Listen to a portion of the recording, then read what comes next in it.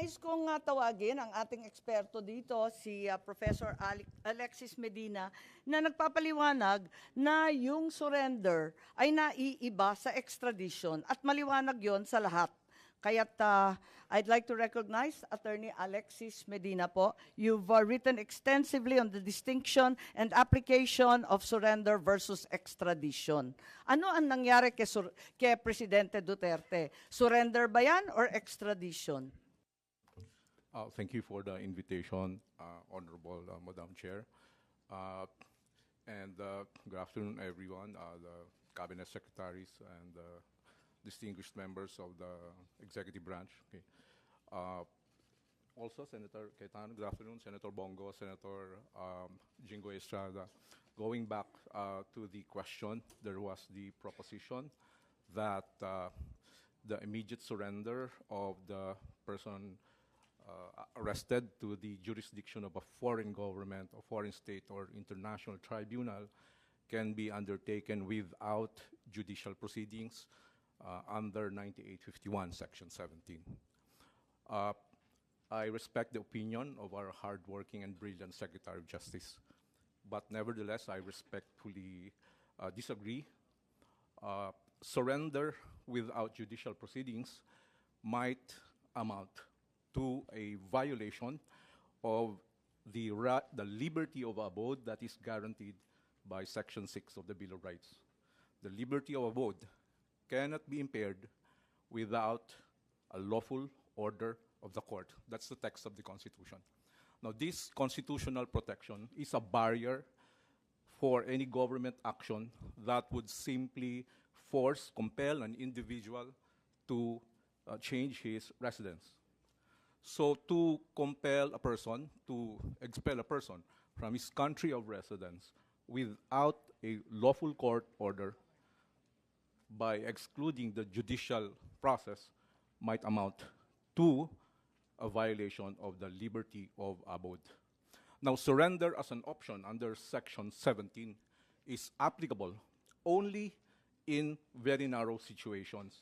One is when the person to be arrested has already voluntarily surrendered to the custody of the national government, in which case that negates the necessity of the extradition process. The other option is when the person to be arrested is actually an alien, in which case there's no need to go through the extrajudicial process. It's only a deportation process which does not involve a court proceedings. So in those two instances, surrender without court proceedings would be possible. Other than those proceedings, it would be very difficult to maintain that is sanctioned by the Constitution. So ang sinasabi po ninyo, dalawa lang pagkakataon na pwede mag-surrender.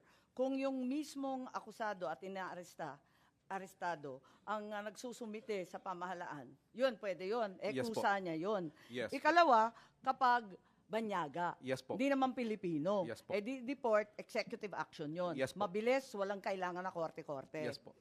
So yun lang, wala na pong ibang exception, wala na pong ibang sitwasyon kung saan pwedeng surrender. Kasi pinagpipilitan na sinuko ang Pangulong Duterte ng pamahalaan sa Interpol.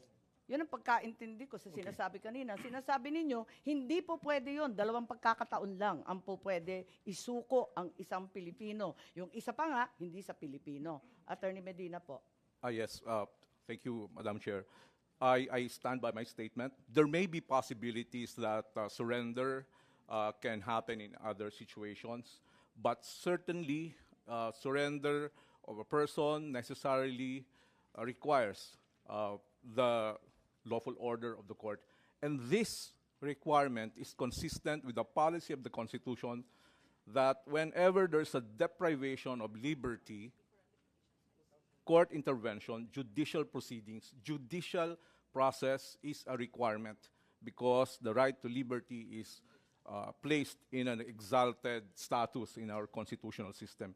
Hindi po pwedeng, the Constitution does not contemplate exclusion of the court process in depriving a person of his right to liberty. Kung hindi pwedeng isuko ang isang Pilipino na hindi pumapayag, hindi naman voluntary, ang ibig mo sabihin, ang iba pang pagkakataon, extradition na. Yes, That's the only legal process to enforce surrender to the ICC. I-extradite na kapag Pilipino ka. Tama po ba? I agree, Madam Chair. Thank you. And extradition is a judicial proceedings.